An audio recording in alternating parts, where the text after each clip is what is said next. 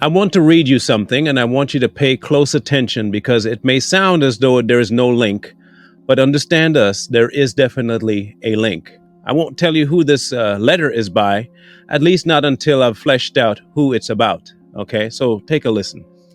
Miss Rose sent me a copy of your letter on December 5th, and I note that you doubt it worthwhile to employ a full-time Negro physician. It seems to me from my experience where I have been in North Carolina, Georgia, Tennessee, and Texas, that while the colored Negroes have great respect for white doctors, they can get closer to their own members and more or less lay their cards on the table, which means their ignorance, superstitions, and doubts. They do not do this with the white people, and if we can train the Negro doctor, listen carefully, at the clinic, he can go among them with enthusiasm and with knowledge, which I believe will be far-reaching results among the colored people. His work, in my opinion, should be entirely with the Negro profession and the nurse, hospital, social workers, as well as the county's white doctors.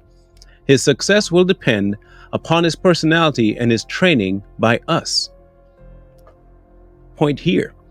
The minister's work is also important, and also he should be trained, perhaps by the Federation, as to our ideals and the goal that we hope to reach. We do not want word to go out that we want to exterminate the Negro population, and the minister is the man who can straighten out that idea, if it ever occurs to any of their more rebellious members. Recently, Dr. Jamal Bryant, I refuse to call him a minister, he's anything but, has come forward to speak about Project 2025, or Agenda 2025, that some may know it by. They want to ban Black and Latino studies from all public universities. They want to alienate single mothers. This is, again, an age-old white supremacist trick that they have been endeavoring to do. I'm a Christian, but they want to ban all Muslims from coming to the United States. Donald Trump would be president, as it were, but really would be king. That he could commit any crime, and it was not prosecutable because of his position. I pray Psalm 25 to defeat Project 25.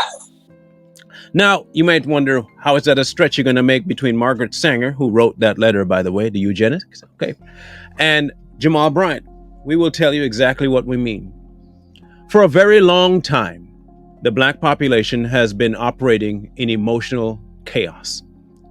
Everything about the population operates around how you feel, what happens to us and why we can't, and why we can't. Hardly any of it ever harps around logic, and it's by design. And you might think it's just about abortion. It is not. It is about all your choices. And the people at the helm have not changed regime at all. In fact, the same people that were behind Margaret Sanger are the same people that are behind people like Jamal.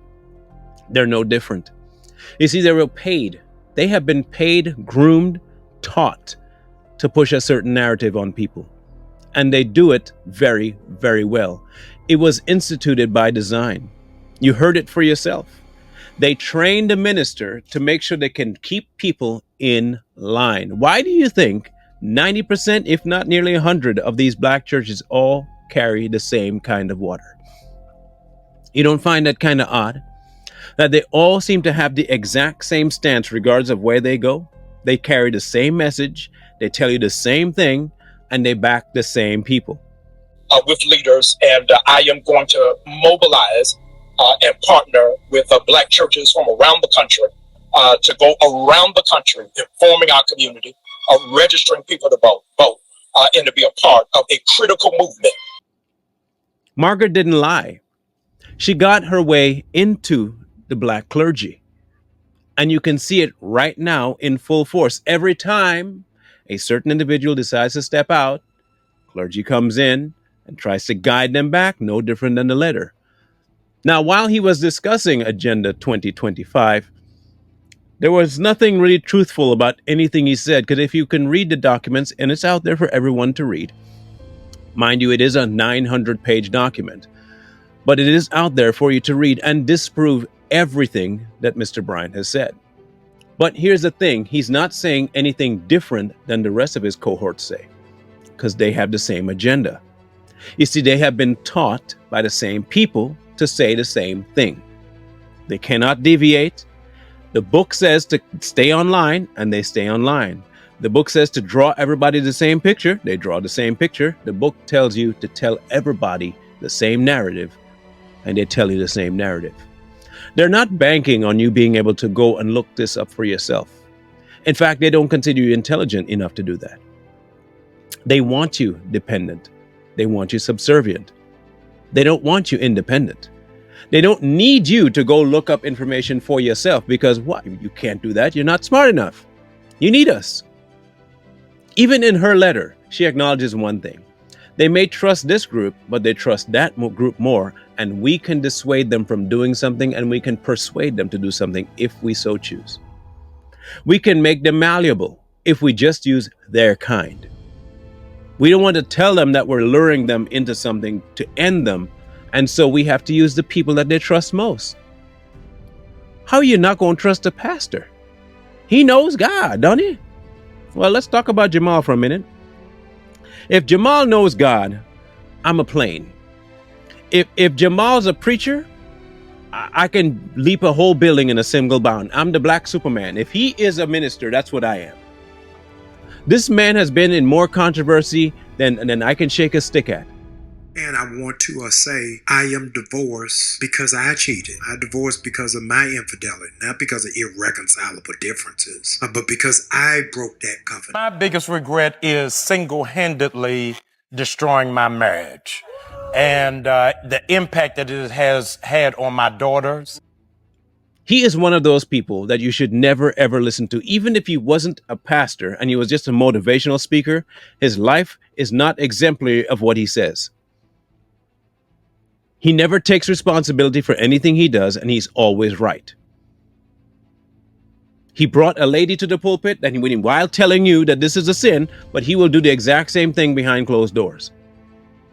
But then he'll come forward and say, well, you know what? I got to come in with a new gospel for y'all to have so that y'all can have the same degeneracy as everyone else in the world, but still be considered good. Because he has to push what? The narrative that he was told to push. If I want a certain people eradicated, okay, this is my goal. I want somebody eradicated. But they won't listen to me because they see me as the bad guy. But I can get their guy to co-op with me, and I can get him to say what I want to say. If I know that degeneracy is killing you, and I know that violence is killing you, and I know that fatherlessness is killing you, I'm going to push all of those things. And that's exactly what Jamal does. He's an arm piece. He's an extension. Anything he says is a blatant and obvious lie. But it's for a purpose.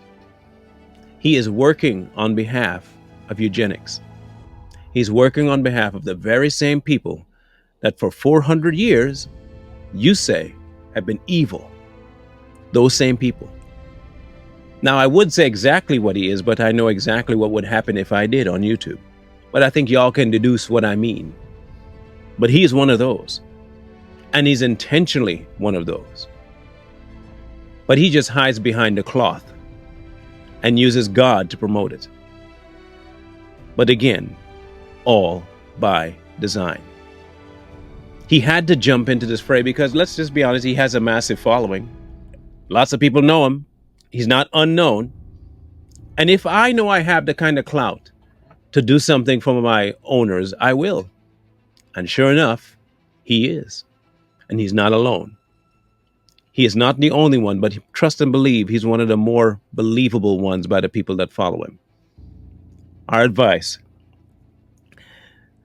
if you don't critically think things through, you will fall for just about any okie doke, to quote Mr. Obama. You don't want to fall for that, because they bank on you behaving a certain way to keep you branded a certain way. At some point, we got to realize, hey, the same people that are calling for me to get my freedom are the same people that are calling for me to stay in the position I am. So do they really want your freedom? No. But they do want your allegiance, and they're getting it. And they're getting it through the clergy. Test all of them. Because if at the end of the day they don't introduce you to God, then they're probably introducing you to the devil. And let me tell you this, the devil, all he does is take prisoners.